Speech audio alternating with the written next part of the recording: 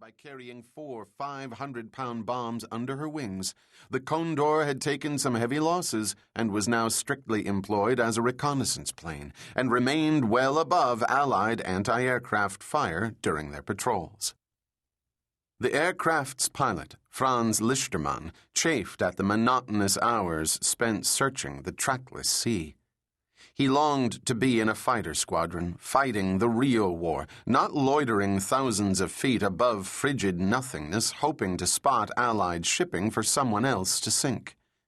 Back at base, Lichtermann maintained a high level of military decorum and expected the same from his men. However, when they were on patrol and the minutes stretched with the elasticity of India rubber, he allowed a certain amount of familiarity among the 5-man crew. "That should help," he commented over the intercom and jerked his head in the direction of the dazzling moon.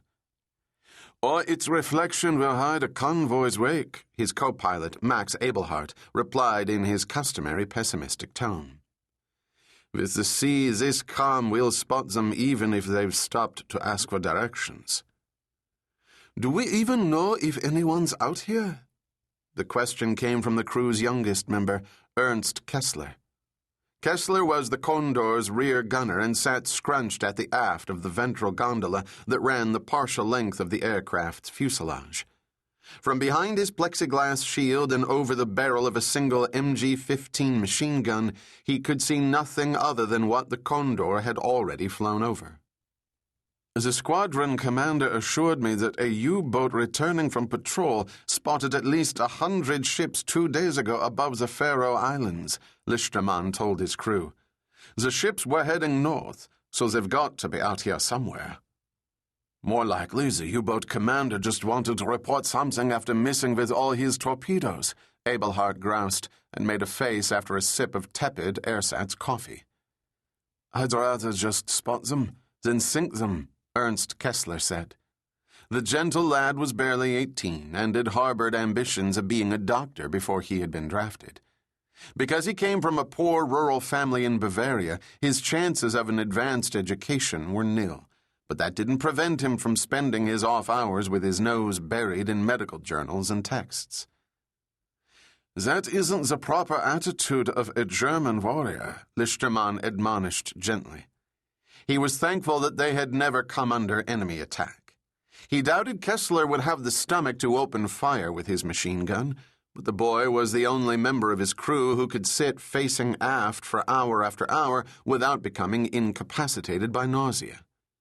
He thought grimly about all the men dying on the Eastern Front, and about how the tanks and planes shipped to the Russians prolonged the inevitable fall of Moscow. Lichtermann would be more than happy to sink a few ships himself. Another tedious hour dragged by, the men peering into the night in hopes of spotting the convoy. Abelhart tapped Lichtermann on the shoulder and pointed to his log. Although the 4-gunner kneeling at the front of the ventral gondola was the official navigator, Abelhart actually calculated their flight time and direction, and he was indicating that it was time for them to turn and search another swath of open sea. Lichtermann applied rudder and eased over the yoke in an easy turn to port, never taking his eyes off the horizon, as the moon seemed to swing across the sky. Ernst Kessler prided himself at having the sharpest eyes aboard the aircraft. When he was a boy, he would dissect dead animals he found around the family farm to learn their anatomy, comparing what he saw to books on the subject. He knew his keen vision and steady hands would make him an excellent doctor. His senses, however, were just as adept at finding an enemy convoy. By rights of his aft-facing station, he shouldn't have been the one to spot it, but he did.